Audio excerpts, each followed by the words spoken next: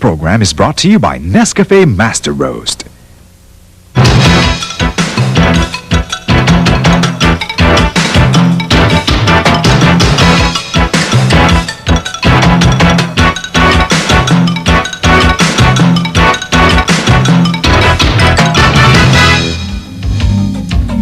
Magandang gabi mga kaibigan, isang malaking trahedya sa karagatan ang naganap na naman sa Cadiz City, Negros Occidental. Inimbestigahan pa lamang ang paglubog ng MV Gretchen 1 ay may lumubog na naman na barko kanina sa Lawag, Ilocos Norte. Ayon sa Coast Guard, dalawa ang nawawala kabilang ang isang Japanese engineer sa paglubog ng MV Ocean Ruby. Now, our discussion tonight will tackle the recurring problem of sea tragedies that have so far claimed innocent victims, many of them young children.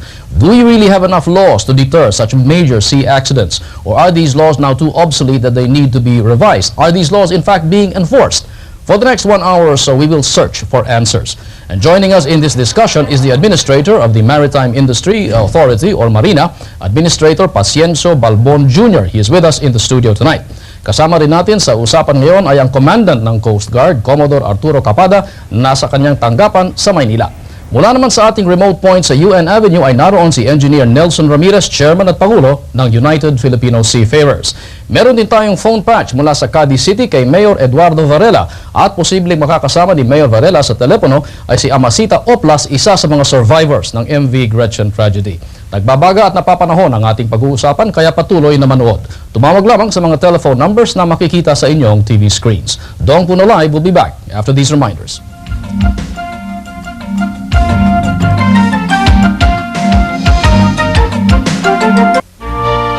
From the world's coffee expert, Nescafe Master Roast. Good as gold. Made from the finest coffee beans, Arabica and Robusta. Mellow roasted with care to bring out the richness coffee lovers go for. Nescafe Master Roast.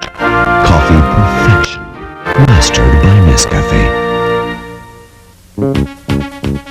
It's wrong to think that mildness is just for delicate skin. Truth is, as you grow older, using just any soap may still cause irritation. Dapat expert-proven mildness. Ivory. More dermatologists recommend and use it. Others may leave harsh ingredients that can cause redness, itchiness, and rashes, not Ivory. Kaya ang kutis, ang kinis, ang gaan ng feeling. For clear skin at any age, trust the expert-proven mildness of Ivory.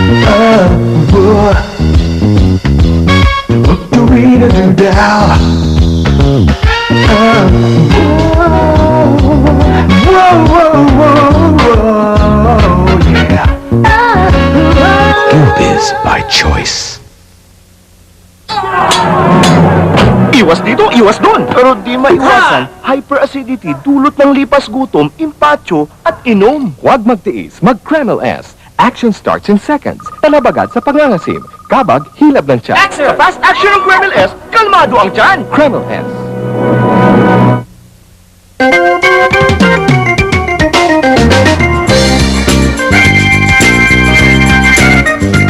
How good it feels to put on our pants. W. Brown Classic Comforts. Oh, you keep them on. 1994, you made Toyota #1, and we thank you in our Grand Slam celebration. Now, Toyota is #1 again, and we're thanking you with Grand Slam 2. Buy a Toyota and get a chance to win any of 2 Land Cruisers or 2 Hilux 4x4s. Buy a Toyota now and celebrate our back-to-back victory. What will it take to gain competitive advantage in the new, fiercely competitive global economy? Some industries are a lot more profitable than others, year in and year out. And we simply must understand why. On March 11th, Dr. Michael Porter, the world's most important business and marketing strategy guru, will discuss creating and sustaining global competitive advantage. To meet with the authority on competitive strategy, call Team Asia. Na ang pagkakataon niyo mga chong! Sa ikalawang anibersaryo ng game na kasali kayo sa pagsasaya! Ngayong Huwebes, gumising ng maaga! Dapat alas 9 nasa Ninoy Aquino Stadium na kayo para makasali sa mga palarong kakambal ang katakot-takot na pera! Mala Star Olympics to! Makakachika niyo ang mga paborito niyong artista! O diba? Kaya magkita-kita tayo ngayong Huwebes, alas 9 ng umaga sa Ninoy Aquino Stadium para sa second anniversary ng Game na!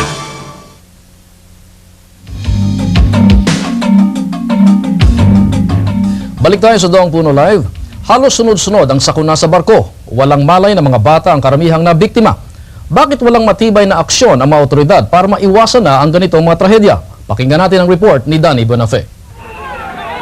Ang naganap na trahedya sa karagatan ng Cadiz City ay hindi na nakapagtataka sa maraming Pilipino. Tila ito ay isang ordinaryong pangyayari na hindi malutas ng mga otoridad. Halos sunod-sunod ang mga naganap na sakuna sa barko. Pero hanggang ngayon wala tayong nababalitaan na nakulong o anumang amyenda sa maritime rules. Sabi ng marami ay binabaliwala daw ng mga ship owners ang mga batas na ito. Nitong paglubog ng ML Gretchen 1 ay halos 60 katao ang nasawi, na karamihan ay mga bata. Sino ba ang dapat managot sa huling trahedya na ito? Kailan ba matatapos ang mga turuan ng iba't ibang ahensya? Kulang ba talaga ng political will ang pamahalaan para maiwasan ang ganitong mga sakuna? Danny Buenafe para sa Daang Puno Live. Okay, umpisahan po natin kay Commodore Arturo Capada ng Philippine Coast Guard. Commodore, pakibigay lang po ng update sa count po, no? Ilan na po ang nasawi, ilan ang nasalba, at ilan po ang nawawala pa? Magandang gabi, Dong. Sa ngayon ay may 51 dead tayo na na-recovered. Dalawa pa po ang missing at 143 survivors. 143? Opo. Okay, Commodore, meron na ba kayong pagsusuri na isagawa para malaman natin kung ano pa talaga ang sanhi ng trahedyang ito? We have sent a team to Cadiz City to investigate, headed by Commander Tolentino of the Coast Guard Investigation Service. They have already succeeded in filing the case in court against the patron of the vessel, Mr. Norberto Napongi, and 9 others. This was done yesterday with the head of the Fiscal Attorney Guanzon. Yeah.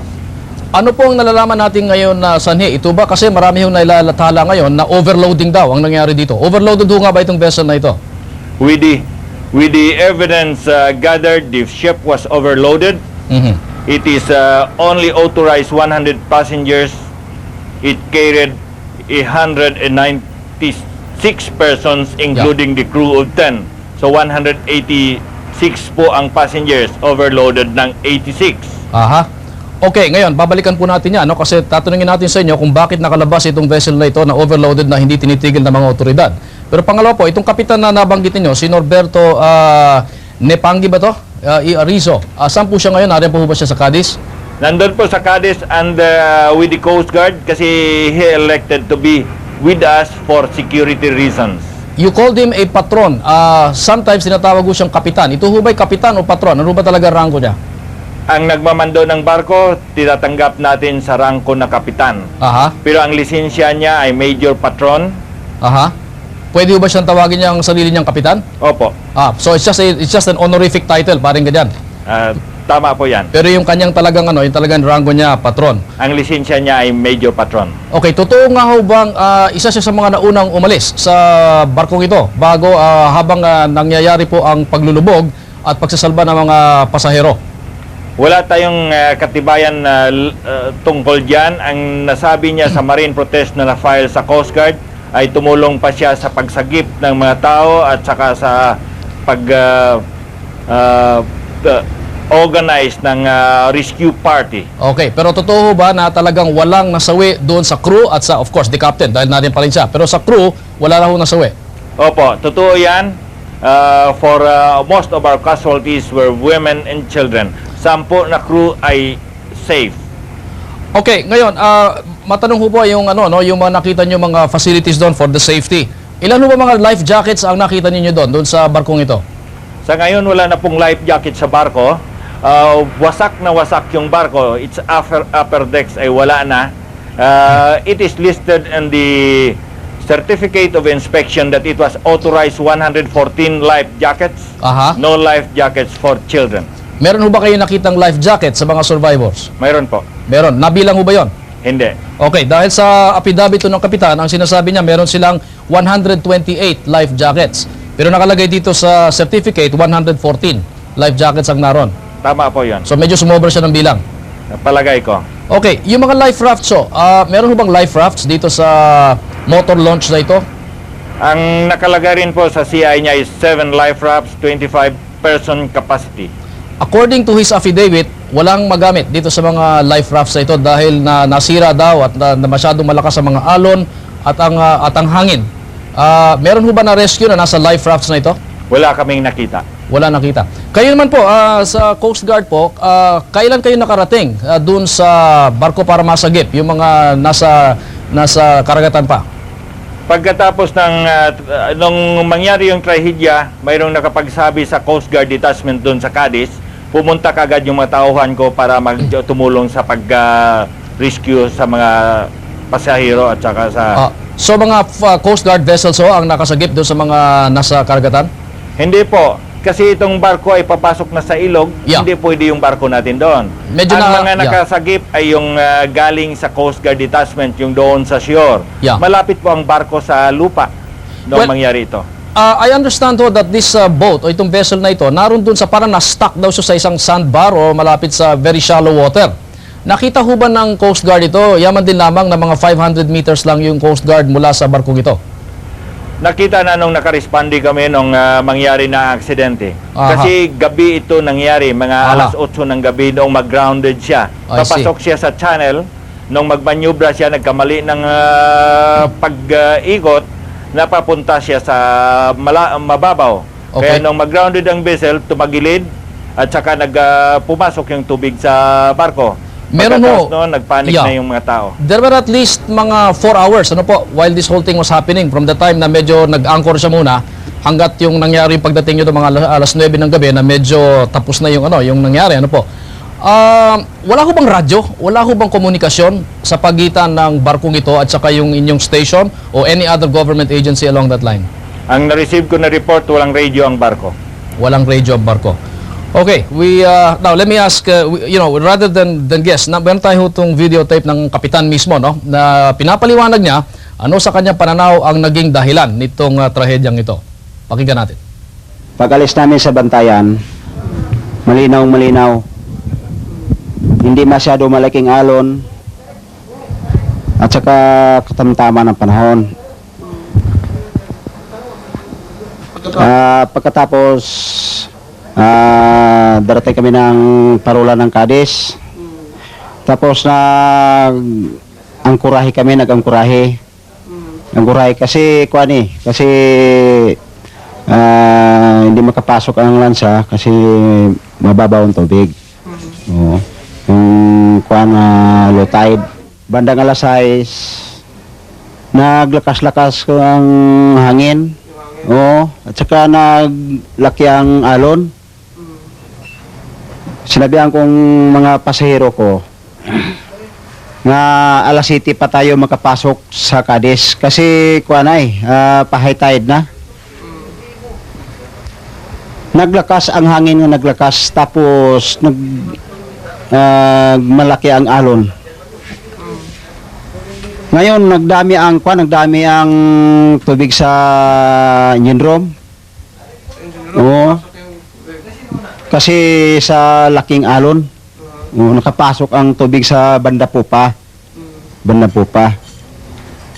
Sabi sang engineer ko, yung bantay ng makina,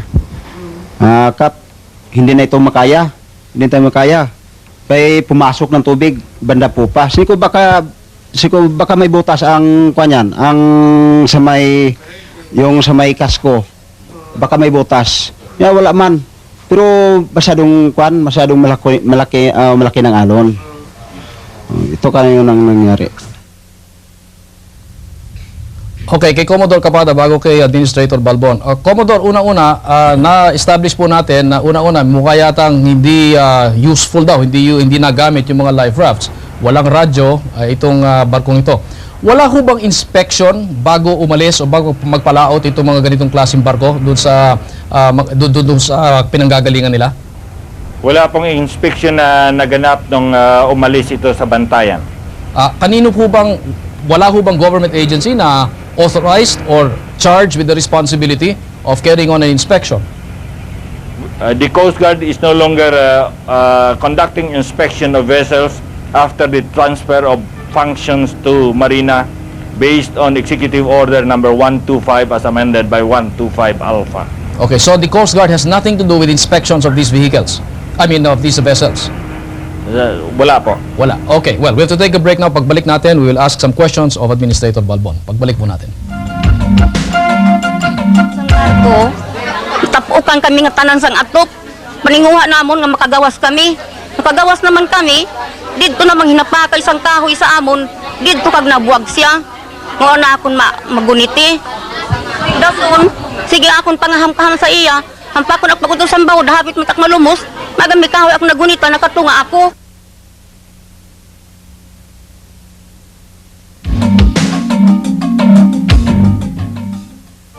From the world's coffee expert, Nescafe Master Roast. Good as gold. Made from the finest coffee beans, Arabica and Robusta. Mellow roasted with care to bring out the richness coffee lovers go for. Nescafe Master Roast. Coffee perfection. Mastered by Nescafe. Easy Call presents a range of choices on a grand scale. Start with pagers that range from sophisticated to original classic, numerics and basic. Then add on any paging service edge to take you a scale higher. Nationwide links, group paging, personalized messages, and more. Get a harmony of choices all tuned into your paging needs. From Easy Call, the country's #1 paging company.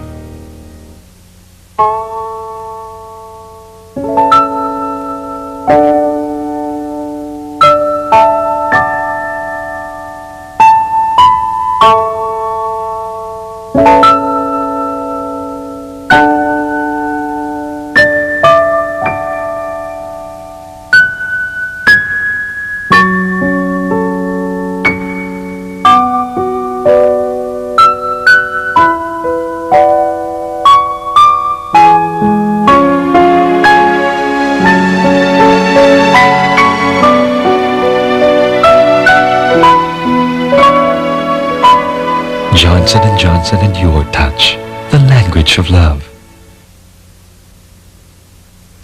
Cough with phlegm? Most syrups act only on phlegm, not on phlegm glands. Result? Take Carbacysteine Solmux, a breakthrough medicine that removes phlegm and controls the glands that produce phlegm. Solmux stops the cause of phlegm. I work out. A lot. But I also do something just as important. I sleep on a king coil posture-bound mattress with heavier springs in the center third for extra support. Where he needs it the most. It's endorsed by the International Chiropractic Association. And by a sleepy wife. Without my king coil mattress, I'd spend a third of my life out of shape.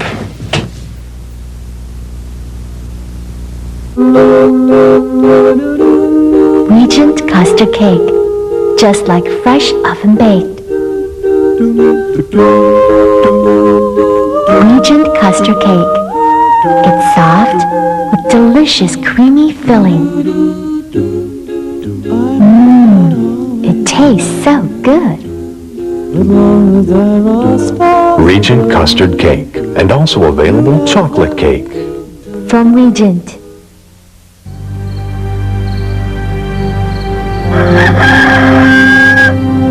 We believe there is a Filipino future. We believe there is a new Filipino. We believe there will be more freedom. We believe there will be more progress. We believe we will achieve better and greater things. Magandang umaga, Pilipinas. From the men and women of Asia Brewery. This program is brought to you by Nescafe Master Roast.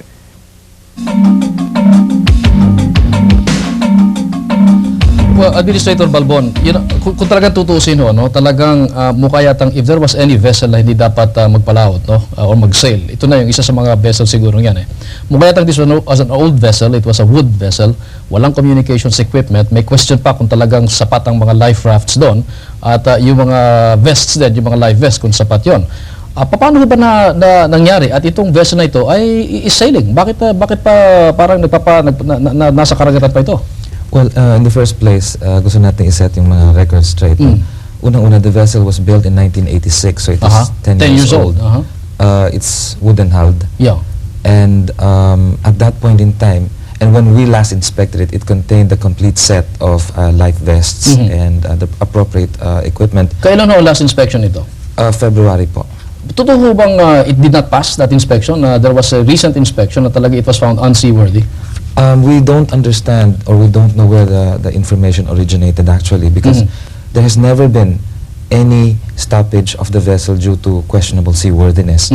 Nagkaroon po ng temporary stoppage, but this was because not all the crew members had the seaman's books. But it did not impinge on the seaworthiness of the ship. Kaya hindi po natin alam saan nanggaling itong rumor na pinatigil daw po yung barko because of questionable seaworthiness. Hindi po totoo ito. So, between February at saka February of this year ba o February of last year? Yes, February of this year. Kasi po, yes, the certificate of inspection which was granted last year expired in December of 1995, end of December 1995.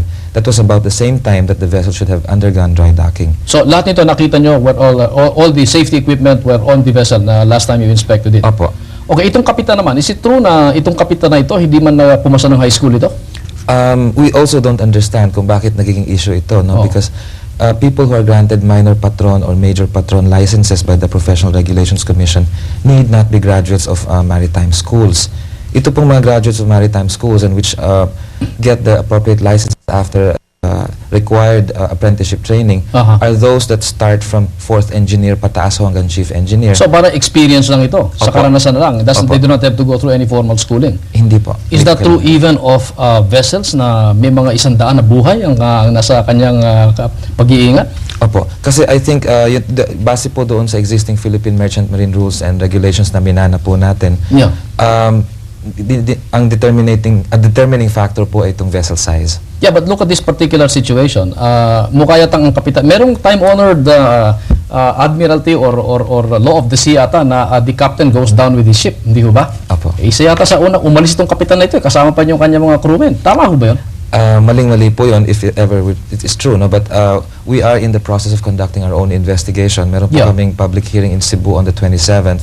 And this is one of the issues which we intend to clarify, together with 3 other very critical issues like overloading or overcrowding, as you would like it called. Yeah. The fact that the vessel did not leave at the appropriate schedule, which partly contributed to this whole accident. Pero mukha yatang it cannot be denied na may overloading talaga dito. Opo, it's very, very, very, very clear. Okay, I hate to say this, but this is not the first time we hear about overloading of vessels. We hear it constantly. Every time there's a sea accident, invariably overloaded ang vessel. Yes. Ibig ba sabihin talagang hindi sinusundan ng mga patakaran ng marina?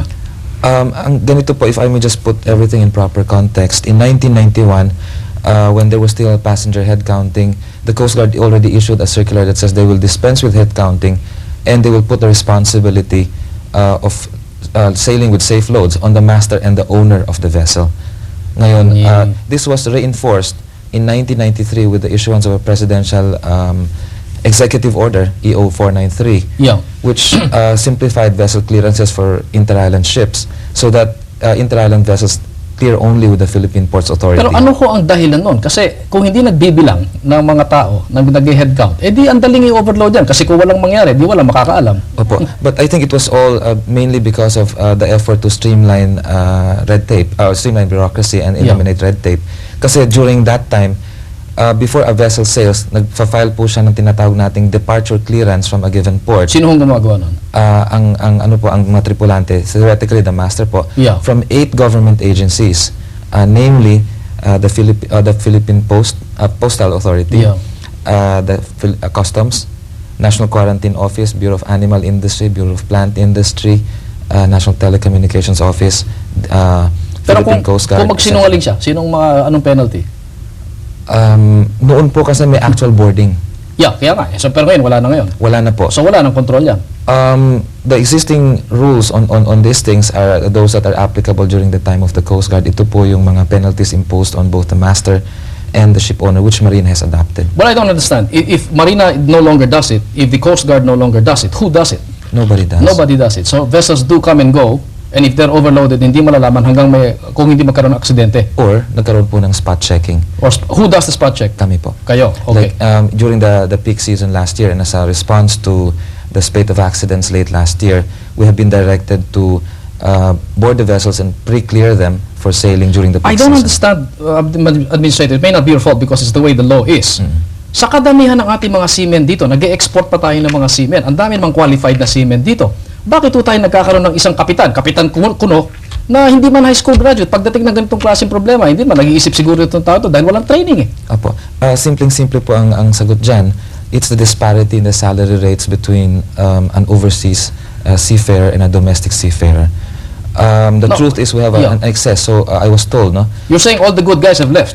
Yung natitira lang dito, yung mga walang edukasyon. Hindi naman po lahat, no? Pero most of the good guys who have been adequately trained and which have the proper educational backgrounds have left for more lucrative employment. But regardless, can you not have a rule which says that you have to go through maritime school to command a ship, to command a vessel? Actually po, ngayon nagkakaroon na tayo ng problema because of a shortage of seafarers in the domestic trade. Notwithstanding the fact na sabi po sa amin ng Masters and Mates Association of the Philippines, may sobra po silang something like 50,000 members without employment, licensed seafarers. Ang problema naman is that when we ask further, ayaw po nilang magtrabaho sa domestic. May tawag na po tayo. Jojo Reyes from Tondo. Come in, Jojo. Hello. Yes, come in, Jojo. I'd just like to ask 2 questions to Mr. Balbon. Sir, after those sea tragedies, yung mga past tragedies, wala po ba kayong ginawang remedyo para magkaroon ng safety measures regarding sa pagsisail ng mga inter-island vessel po natin? Second question ko po, sir, ilang trahedya na po ba sa dagat ang nangyari under your administration? And kung medyo marami-rami na po, siguro it's about time na magkaroon po kayo ng delikadesa na mag-resign sa pwesto ninyo. Okay, thank you, Jojo. Okay. Go ahead. Okay, we will tackle Jojo's first question po sa safety measures, no? Lingid po sa kaalaman ng nakakarami, ang dami-dami na pong circulars na na-issue as a response to all of these tragedies. Meron tayong circular on adverse weather conditions, meron tayong circular on safe procedures on board the ships, meron tayong circular requiring all ships to be classed prior to deployment, those that come in. Meron tayong circular that requires all seafarers to have a seaman's book, and those that are engaged in navigation and engine watch to have the proper STCW certificates. Right. Marami po yan. Marami, but let me ask you one thing, and I'll ask engineer to just make a quick comment before we go for the break. No? Is it true na even in the marina itself, there are not that many mariners? In fact, somebody said na isa lang ang mariner dyan sa marina itself. You've got 380 people, mostly accountants. I think it's an unfair statement if they claim Clarify that. that, please. Well, while we have only one that has had seaboard experience, we have more than 39 technical personnel, naval architects, and civilian employees of the Coast Guard that have been transferred to us. These were the same people who do the inspections, and they have been transferred to us already. At the same time, we have, I think, a third of our manpower complement being technically trained, either abroad or in the country. Again, they don't have to go through, they don't have to have marine training. They don't have to have that? Well, they have specialized marine training on inspection. They are naval architects, they are marine engineers, they are electrical, and the other civil engineer courses. Have any of them ever been to sea? Yeah, that's the point. If you want to talk about being able to go to sea, probably we are deficient in that respect. But again, you don't need sea experience to do all of this stuff. Mukha yatang hindi agree si Engineer Ramirez. We will go to him after this break, but before we do that, one question. The second question. The second question. Something. I think even the Senate and the Congress is making noises about that. Yes, and here we would like not to talk about generalities, but talk about very specific statistics. Since 1982 until 1995, the average number of sea mishaps per year is 210. The biggest one happened in 1990 with 457 incidents. The second one in 1984 with 287 incidents. And here we talk about vessels grounded, drifted, caught fire, collided, capsized, sunk, and missing. So again, we talk about an average of 210.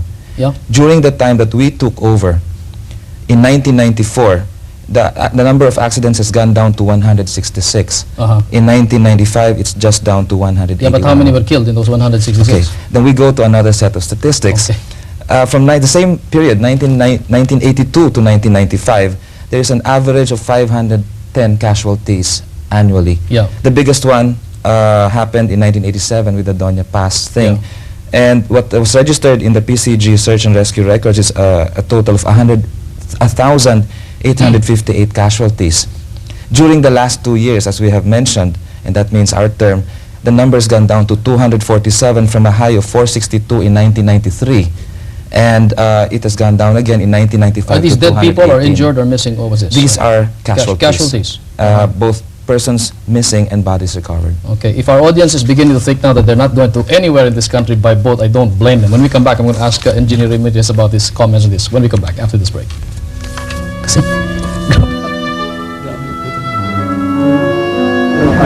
Namon, dira kami sa dalom. Impadawat ko sa tao ang akon bata kanang tungtong kami dito sa may bintana. Katungtong sa may bintana. Natungtong na kami nga duha, dason nga kuandan ang Gretchen, naguba dayon. Dason pagkaguba, kinaksanay gigakos ko ang bata ako. Pagkakuan, dito kami sa dalom nagkadto nga duha gingakos ko pagani siya. Sang sakit na akon bukto na buyan ko siya. Matuhay na ako siya makita. Natin ang tangis ng abang langay-langay. The latest toy? Yeah, and the latest upgrade deal. What's in it for me? A lot. It's a mobile line with free 120 minutes, free secretariat voice mailbox. It's the best network there is. This plan must cost. Your estimate. Easily over 1,000. When it's time to move up, Mobiline's best upgrade plan. Lower? It's okay for oranges to peel, for eggs to crack, jeans to fade, dogs to have spots. But your roof? Never. That's why there's Boyson Roof Guard. It protects your roof from weathering and rust. Boyson Roof Guard has better adhesion, better protection. Keeps your roof looking new for years. That's right, Roof Guard. Dandruff shampoos versus Nizoral. This helps control dandruff. Helps control? Nizoral stops dandruff by stopping the cause of dandruff. Use this every day. Use Nizoral twice a week, and in as short as 2 weeks, dandruff's gone. It has conditioners, perfume. To stop dandruff for real, Nizoral. Ketoconazole Nizoral.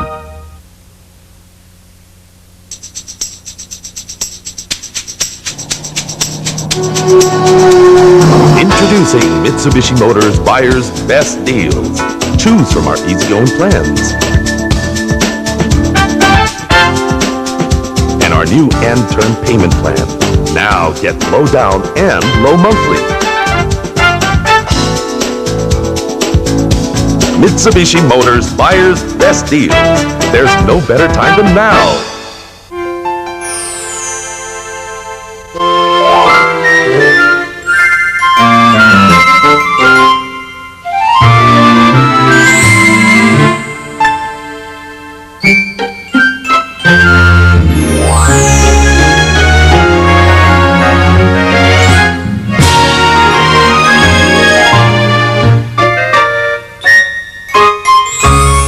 Share the taste of fresh Anchor butter.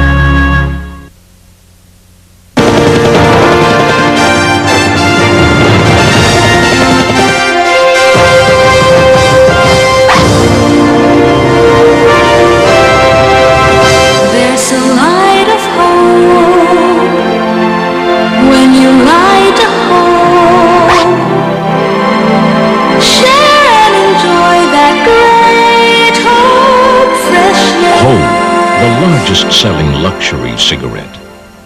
Champions of 1954. Then and now, they all know how to enjoy life. They all realize the value of their work, the need to be happy, and the importance of being at their best always. Feel your best in the prime of your life. Keep the excellent health of your youth with Cystogen Premium. It's the complete food drink that provides you with complete nutrition for the prime of your life. Cystogen Premium. For the prime of your life.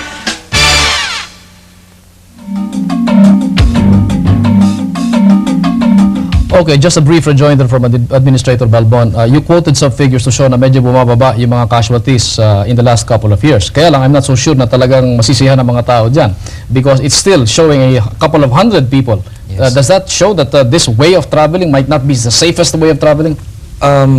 Two issues. Firstly, we carry about, in the inter-island trade, about 30 million passengers annually. 30 million? Yes. And half the population? Yes. And if we talk about... this by all sorts of seacraft. May mga bangka kasama na dyan. Yes. Okay. And if we talk about 500 perishing every year, it was a very small percentage, but of course this does not detract from the fact that 500 people die. Of course, a life is a life. Yeah. The second idea that we would like to raise is the fact that when compared to the other countries, we are not faring exactly, we're not exactly as bad as the others. In terms of number, in terms of statistics, we mentioned this because it was ascribed to one agency of government that we are the world's maritime disaster capital. Yeah. And I think it's yan ang sabi ng Coast Guard. And I think it's a very unfair statement considering the fact that while we have an average of 210 accidents for the period, for the same period, we can, and this is based on reports of the Maritime Safety Agency of Japan, they have an average of 2,146. And if we talk about SEACOM for the same period, SEACOM of Indonesia, they have an average of 270. Okay, so in short, the answer to Jojo is you're not resigning. We have actually made this categorical statement that if and when Marina is proven negligent in its discharge of its functions or inefficient or is corrupt in the discharge of its functions, which led to these accidents, then we will gladly resign. Okay, Engineer Ramirez, finally, pinakikinggan mo itong mga ating talakayan dito. What's your observation? What's your reaction? Well, I would say that because of this Executive Order 125-125A, Marina has assumed so many functions that it cannot handle anymore. Well, ito nga nangyayari, Engineer Ramirez. Ito sasabi natin na mayroong mga tao dito na high school graduates are handling passenger ships or motor launches, no, with really a lot of people traveling and trusting their lives to that. Tama ho ba 'yon sa inyong palagay? Tama naman yan. Depende naman yan sa experience ng tao na yan. Halimbawa, siya sanay na sa magbiyahe dyan sa lugar na yan. Pwede siya mabigyan ng lisensya dyan. Okay, pero itong nangyayari mga trahedyang ito, ano sa palagay mo ang nagiging sanhi nito? Meron ho bang pagkukulang ang ating administrative bodies dito or is it talagang malas lang? Talagang malaking pagkukulang ng ating gobyerno sa ngayon. Sapagkat tingnan lang natin, inassume ng Marine ang function ng Coast Guard. Coast Guard had been doing it for the past 22 years. Yeah. And they had about 4,000 personnels compared to Marine who has got only 380 personnels. And they do not have also the background. They do not have the background of this profession. Kaya sa ngayon, kung titingnan nyo kung paano mag-inspection ang Marina, tinitingnan ko yung mga barko na inspection nila ngayon, na nakikita ko na hindi talaga seaworthy yung barko. Kanina sinabi ni Boy na seaworthy rin yung barko na yon.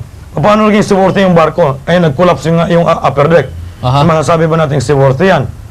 And then binigyan pa nila yan ng certificate of inspection. Seaworthy up to February 20, 1995. Pero tingnan mo, life jackets for the children, wala. Kaya maraming mga batang namatay doon. Okay, well, first of all, reply. No life jackets for children, na-certify. Seaworthy, pero bumagsak yung roof ng ano. Yes, just put rather bluntly, para bang lumalabas na in the course of our inspection, parang we are remiss in our duties. But if you look at the point in time when it was constructed, it was in 1986. And the plans for approval, approval of the plans of this boat were approved by an agency of government that Nelson Ramirez says could better handle this. So in other words, the structural strength of the boat itself and the inspection and even those contents of the certificate of inspection came from that agency. Well, but the central point, we have vessels there that for some reason, pagdating ng mga, let's say, a natural occurrence, like a strong wind, high waves, mukha yatang bumibigay. Talagang hindi makasurvive. Wala ba tayong way of spotting these kinds of vessels? Of course, the main targets there will be the wooden-hulled ships, which we intend to phase out. The problem being that if we do that, probably you will be isolating island economies. That the only means of transportation, Yes. in other words. No. Pero, yeah, let me just ask Commodore Capada. Commodore, sinasabi dito na dapat daw ibalik sa inyo yan, yung authority to check, yung mga pre-departure checks na yan. Bakit ho ba? Yan ho ba inalis sa inyo or you gave up that particular authority and responsibility? Inalis ho sa amin yan, and our inspections now are being looked at as harassment by the shipping sector. By the way, I would like to talk about the seaworthiness of that vessel. Yeah, go ahead. It was impressed that the vessel was built 1986. Yeah. That is 10 years old. And the inspection last 1986 cannot hold true in 1996. The vessel was supposed to be dry docked December 1995. A wooden hull vessel needs to be inspected and dry docked on the date it is supposed to be dry docked. You're saying it should not be extended every month. You're saying, sir, na from the time it was built in 1986, walang inspection ito until February of this year?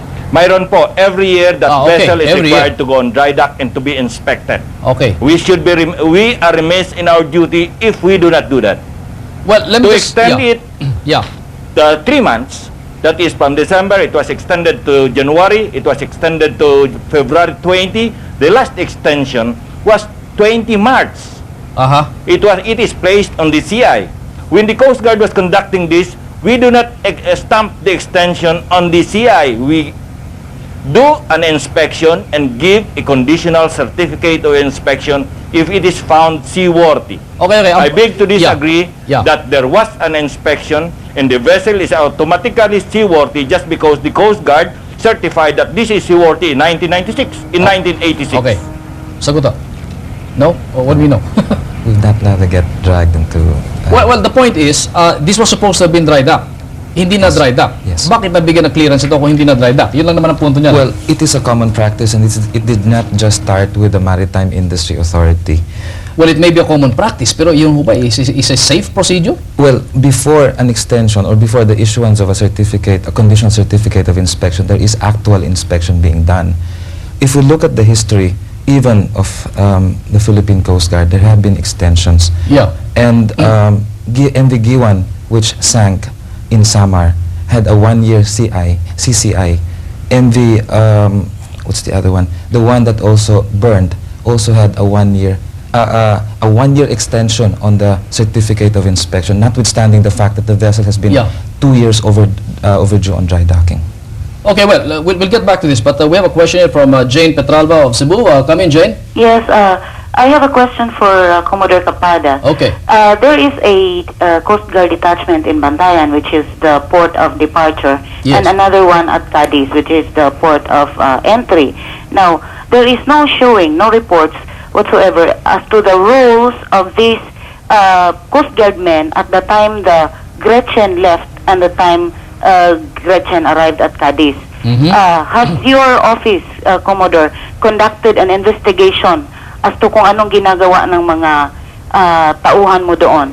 Now, another one is, itong mga tauhan mo sa Bantayan, itong isang personnel, this Amores guy, has already been transferred. Kasi noong 1993, certain fishermen, a group of fishermen, complained tungkol dito sa mga anomalya tungkol sa pagbigay ng certificate of number ng mga more than 3 tons ginagawang undocumented for a fee. For a fee. That is, if you go to Bantayan, you would know na there was really that complaint. As a matter of fact, noong 1993, nung nag-enter regional conference on piracy, kasi there is rampant piracy sa mga seas dyan. Pinatawag yung mga tauhan mo by a certain Commodore Saldua because of the complaints, pero hindi sumipot yung mga tauhan from Bantayan. Okay, Jane. Sige, one by one, ha? Okay, tanong natin kay Commodore Capada. First question, Mayor, asked Commodore Capada, ano hong ginagawa ng mga tao nyo nung nangyayari itong sitwasyon na ito? Pio First Amores was at Bantayan. He is the Coast Guard Detachment Commander. The same person that Jane Petralva is complaining about? I'm not very sure if he is the same person. Yeah. I have to recheck that data. Because if that complaint is true, that person should not be in the Coast Guard right now. The person received the vessel departure report of MV Gretchen 1 stating that there are only 59 passengers. Yeah. Pero Commodore, I see that that's theoretically maybe some benefit to your presence in some of these areas. Pero dito sa nangyari dito sa Cadiz, unang-una, this incident happened within 500 meters of a station. Una-una, sinabi natin kanina, walang radyo yung barko, ano po? Pero kayo ba may radyo dun sa stasyon ninyo? Yes, we have a 187 URC radio. Okay, good enough for emergencies like that? Yes, it is good for contacting our stations and our detachment. Do you have vessels in that area? Wala po. Yun, paano yun? Kung wala kayong vessel, maski tawagin kayo, ano gagawin ninyo? Sa nangyaring ito, then we have to borrow bangkas from the fishermen, make use of whatever resources is in the area. Well, Engineer Ramirez is saying, for example, na dapat siguro ibalik sa inyo yung authority to board, maybe for pre-departure inspection itong mga vessels na ito. I recall now that one of the reasons hindi ayaw ibigay sa inyo is yun na, nagkakaroon ng anomalya, ano po, yung sinasabi nyo, harassment. Kumisan, parang babayaran muna yung mga tao nyo bago makaalis yung vessels. Nagkakaroon ng toll, parang tong din kung minsan. Do you have enough people to do all of these things if it were given back to the Coast Guard? We have established 149 detachment, 54 stations, and 8 districts all over the country. We can do the job. You can do the job. Okay, let's just go very briefly to Mayor Ed Varela of Cadiz. Mayor Varela, just to ask you to join in this discussion, totoo nga ba, Mayor, na itong shipping company na ito, ang may-ari ng barko, ay marami na rin mga reklamo tungkol sa mga barko nila? Well, yes, Bong. Good evening, Bong. Good evening, Mayor. Yeah, good evening. As far as the office is concerned, Dong, we have not received any complaint. Yes. Okay, pero what about the condition of this vessel itself? Meron ba kayong alam tungkol sa condition nito? Dahil mukha yatang marami sa inyong mga kababayan na gumagamit nitong services ng vessel na ito. Well, with regards to the condition of the vessel, Dong, really the vessel, as long as the vessel is flying the route between Cadiz and Bantayan, and as long as it passes to Coast Guard, siguro, Dong, para sa amin, okay lang naman, Dong, di ba? Yes.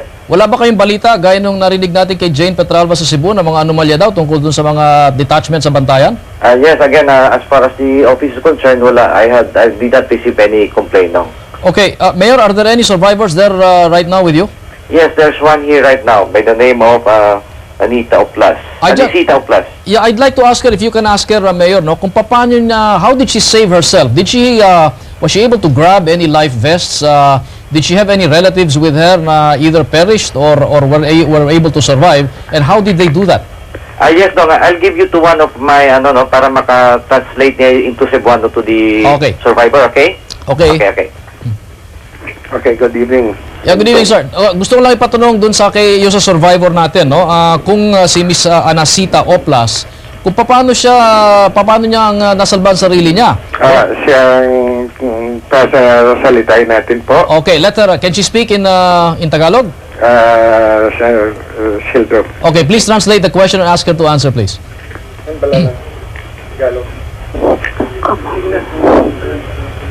Okay, Miss Oplas. Good evening, Miss Oplas. Miss Oplas, paano niyo nasalba ang sarili ninyo? Kayo ho ba'y humawak sa kahoy? Meron ba kayong life vest? Po. May life vest kayo nakuha? Miss Oplas? Okay, we'll get back to Miss Oplas later on. We just want to establish that question. We will ask the mayor and his aide to translate it. Okay, we have to take a break now. When we come back, we'll go back to Engineer Ramirez.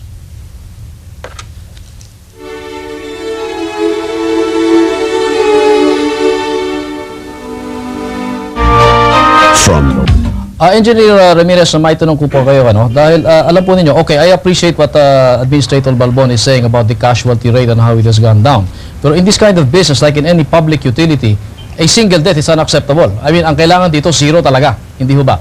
Ano ba talaga nagiging problema nito? For example, how do you feel or what do you think should be done to finally solve itong overloading problem na ito? Dahil talaga, alam naman ng iba na lagi naman nag-overload yung mga vessels na yan Una-una dong, sasagutin ko muna yung sinasabi ni Boy Balbon na sinabi niya kanina na they have not been remiss on their duties, no? Dito meron akong isang certificate, special permit for unlicensed officers. Signed by Liberato Brillana, Regional Director sa Iloilo City. Wala pa yung mga pangalan ng tao, pero pinirmahan na. Pangalan ng tao na? Ano yun? Pangalan ng tao kung sino yung nag-apply para sa special permit for unlicensed officers. Okay. Wala pa yung pangalan ng tao, pero binigyan na ng permit. Sino nakapirma doon? Si Liberato Brillana, Regional Director ng Iloilo. Parang blank check, parang blank check, po. Fill in the blanks lang. Fill in the blanks. Dito naman, sa isa ang nakapirma dito si Glenn Cabanes. Ang nakalagay dito, number of life jackets, 124. Pero total number of persons allowed, 126. Approved pa rin ng Marina. So dalawang mamamatay o makikiangkas na lang? Hindi, yung dalawa daw hindi lumulubog yan. Hindi lumulubog. Hindi nalulunod. Okay. Hindi nalulunod at saka hindi kinakain ng pating. Okay. Dito naman, meron naman dito total number of life jackets, 105. Total number of persons allowed, 100. Okay, this is all right. But this certificate was issued on October 28, 1994 to Santo Niño B. The same date, the same vessel was issued total number of a certificate, total number of life jackets 150, total number of persons allowed 160. Dumami na ng 60. And the same day, dumami na ng 60 ang na-allowed, Okay, what's your point? What's your point? Marami kang examples, but ano ang central point mo? Central point, they are giving certificates, issuing certificates on vessels which are not even seaworthy. Okay. So, Administrator? Rampantly. Rampant daw ito. For anybody who can produce perhaps the money to pay for the registration. Okay, firstly, ano solution mo dyan? Kung rampant ang mga violations, what should we do? Well, we should change the first thing I would like to ask Administrator Balbon, what has he done? Because I have given a copy to Deputy Administrator Lamberto Pia on this based on this certificate, but and you're saying haven't done anything. You're saying, Engineer Ramirez, hindi isolated itong mga kasong ito. This is not an isolated case.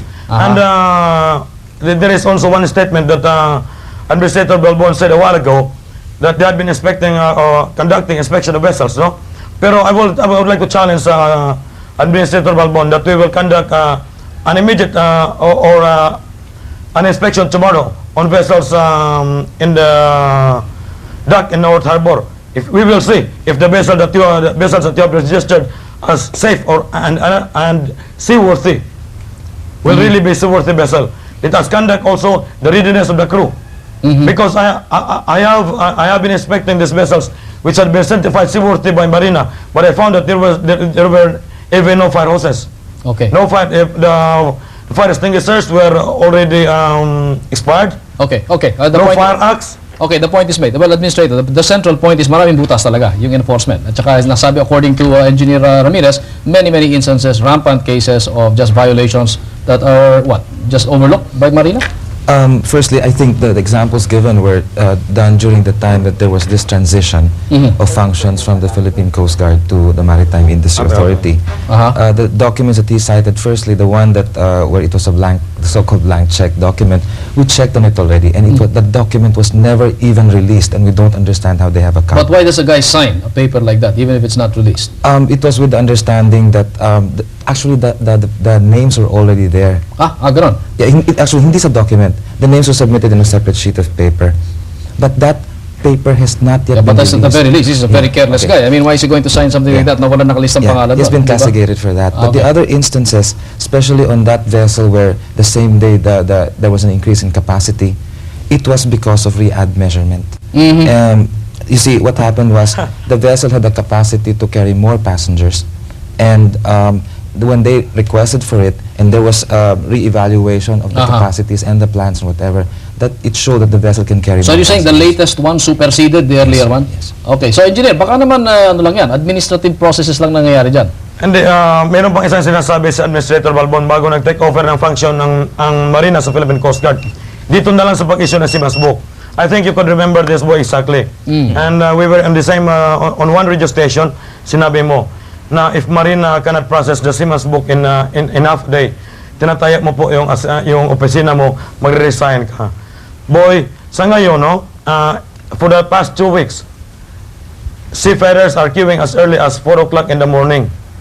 And they have to wait for 4 days in order to issue the Seaman's Book. You're talking about the Seaman's Book. Let's clarify. Ano ba ang Seaman's Book, engineer? What is that? Seaman's Book is a document, a travel document, and first and foremost, a qualification document of a seaman. Without which you would not qualify for any kind of hiring? Yes, yes. Okay, particularly for and we foreign object vessels. why Marina should handle it, because the people who are giving us a Seaman's Book do not even qualify as a seaman. Will not even qualify as a So seaman. who do you think should handle that? Well, of course, people who will qualify as a seaman. Within the Marina? Within the Marina. But in the manpower division, there is no seaman there. And these people are even interviewing or assessing, evaluating the knowledge of a seaman. How can somebody from another profession evaluate the knowledge of the other one? I asked this very question in the first Lloyd's Ship Managers Training Conference. Okay, no? I understand your question, pero does this have anything to do with the safety, the application of safety rules? It has. What is that relation? Why?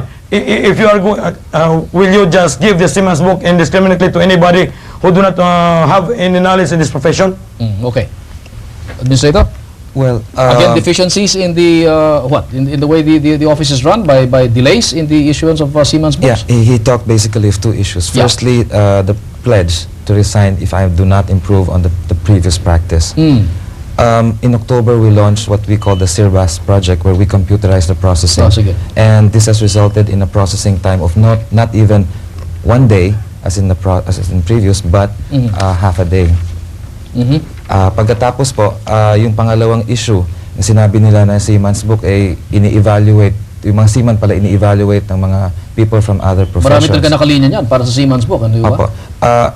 Gusto po namin ipaalam sa mga seaman and to the public na ito pong mga questions na ito ay formulated by seafaring experts. Hindi po aming questions yan. So that we simply mouth it to find out, alam na po namin din ang sagot. So we have to find out, it's basic whether he has taken a SOLAS course or not. Para kayong mga correctors ng exam? Hindi po. It's just in the verification process of whether that seaman really did take the SOLAS course or not. Kasi marami pong bumibili ng mga fake na documents at ipapresent po sa amin. So meron kaming mga konting question and answer. So ito po yung mga questions formulated not by us but by experts. Tinatanong lang namin at kung tama yung sagot, edi nabibigyan. Well, engineer, tutukan mo na to. What are you saying? Na the reason na mahina ang proseso is dahil walang padulas? Hindi, ganito nangyayari. Yung sinasabi niya sa October daw, bumilis na raw ang pag-issue ng Seaman's Book. Ang sinasabi ko, 3 weeks ago until now, 4 na araw bago namin makuha ang Seaman's Book. Ay bakit sinasabi niya magre-resign siya pag hindi niya nakaya ng kalahating araw? Ngayon nandyan pa rin siya. Ang dami-dami na, nandyan pa rin si Administrator Balbon. Sige, Boy, napagkahirap na boy, mga seaman. Alas 4 pa naman rin araw, naghahantay kami.